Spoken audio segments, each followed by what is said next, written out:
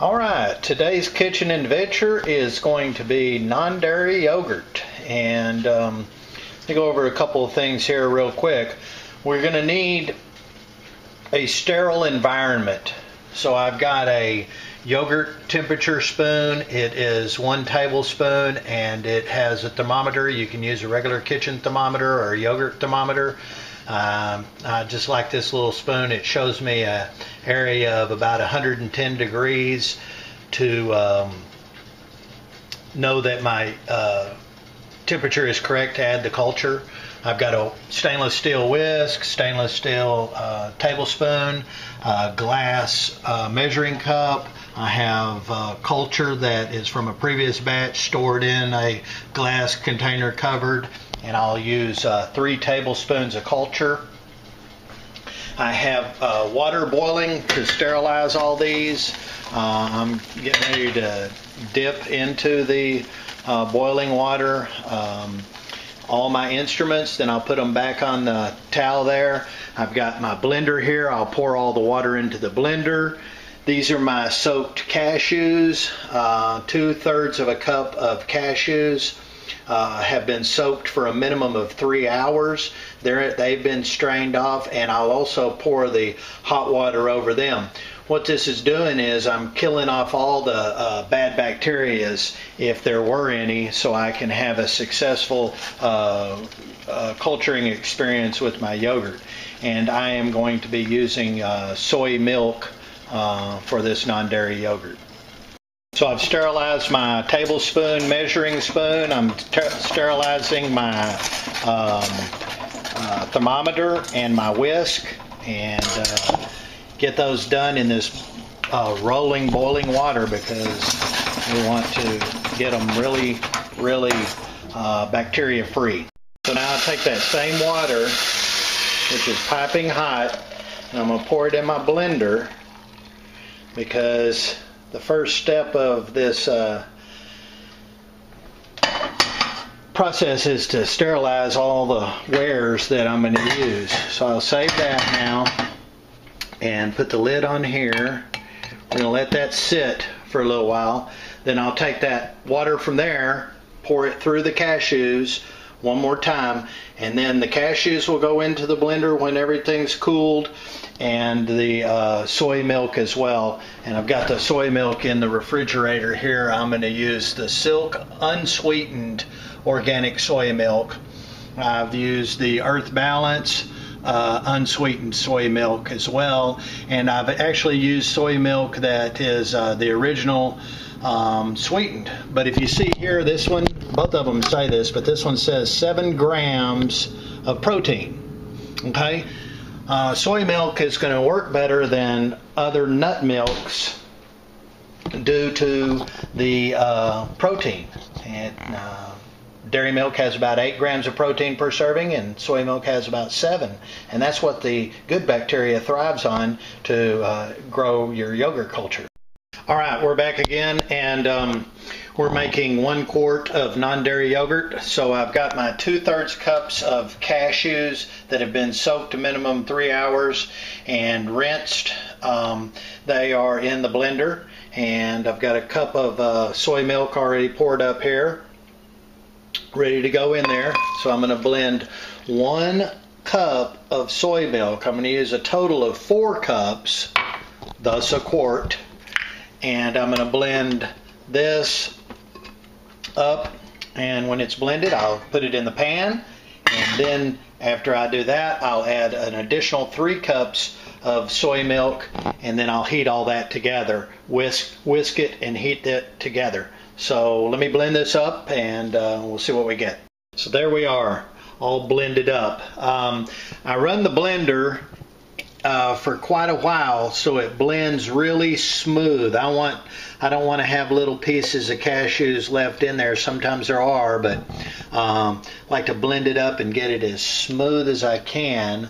And then I take the additional 3 cups of soy milk, and I want to go ahead and put them into my blender and rinse the blender with those, pour those into the pan, and whisk those in at the same time.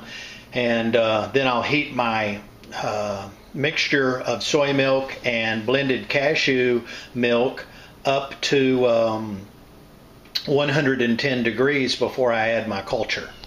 So let's go ahead and get the rest of this poured up. Okay, so here goes the additional 3 cups of soy milk, rinsing my cashews and soy milk mixture out of the blender so I can get maximum yield here. Okay, so we're finished with the measuring cup and the blender. We'll get our whisk that's been sterilized. I want to whisk this up, stir it all up, get it nice and mixed, and turn my stove on. And now I'm going to put the thermometer in, and there's a mark on the thermometer. This is a yogurt thermometer, and there's a mark right there, a range, and you get it right in that range when the red is right in the range markers. You can probably see those there, right in there, the range markers. And when the red of the thermometer gets into that range, that's 110 degrees, and that's when I'll add my starter and whisk it in. Then I will transfer that mixture into my incubating crock. So while my temperature is rising, I'm constantly stirring this around to keep the temperature real even with the milk mixture here, and I want to get it to get up to temperature quickly. I don't like to raise my temperature above what I need for the culture. I don't go to like 180 degrees like you would with dairy yogurts, milk. When you're making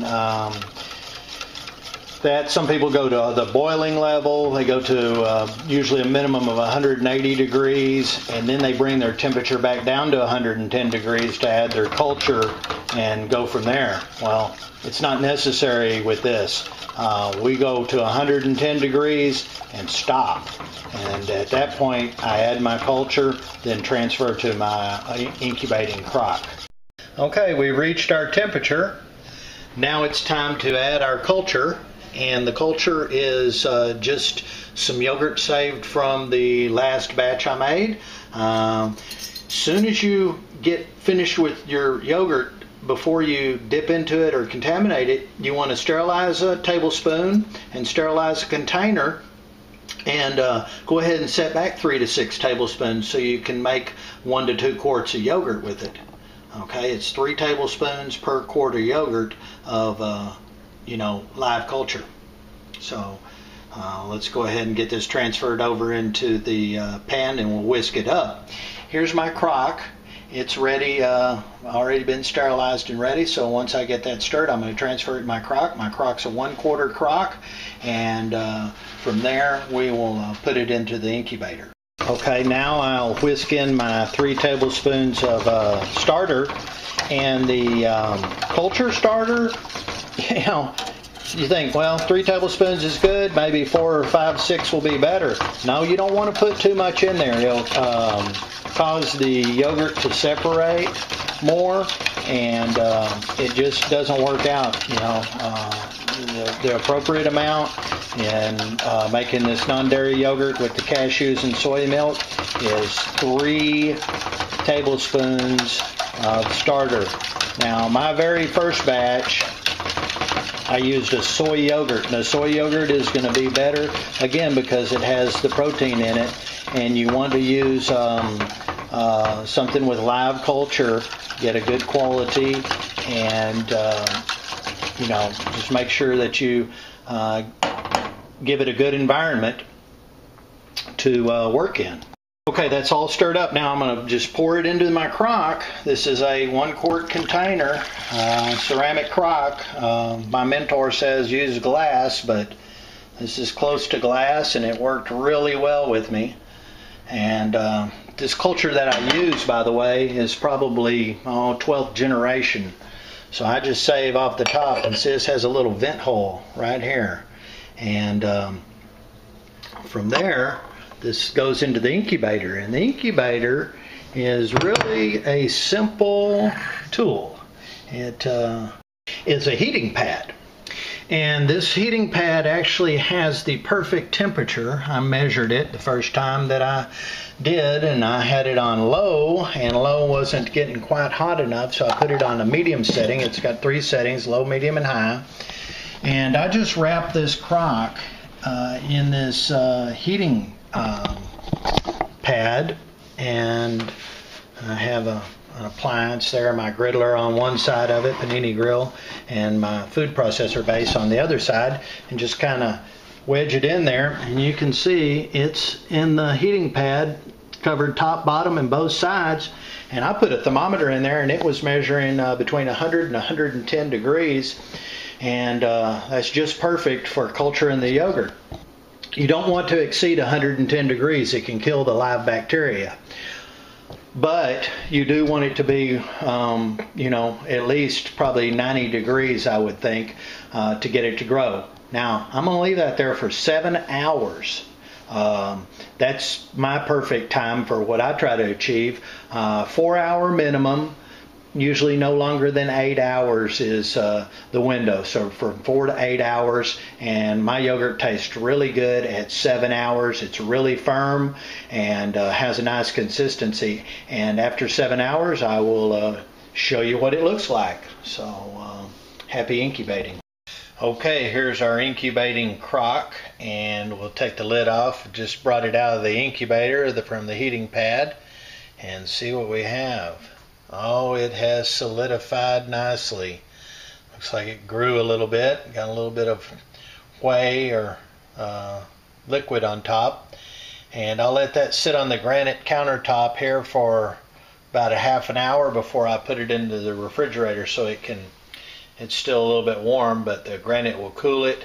And then I'll put a hot pad underneath the container and put it in the refrigerator to cool, and it'll even solidify more. And we'll take a look at that in the morning. Alright, so here we are back in the yogurt lab. The crock's been in the refrigerator overnight, and the yogurt is congealed, wonderful, firm. Now I need to dish out my 3 to 6 tablespoons, put in a container with a lid, a glass container with a lid that I can put in the refrigerator. I filled the container about halfway up, put it in the microwave until it was boiling. Then I took this tablespoon and dipped the water out with the tablespoon to sterilize it. Now I'm going into my yogurt, and I am going to capture 3 to 6 tablespoons of starter for the next batch of yogurt. So I always get that off first so it's not contaminated, and I always save my starter. So this is going to be maybe 14 or 15 generation. There's 3.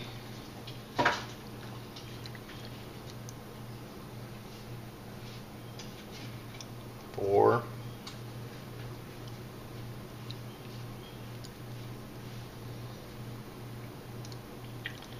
5.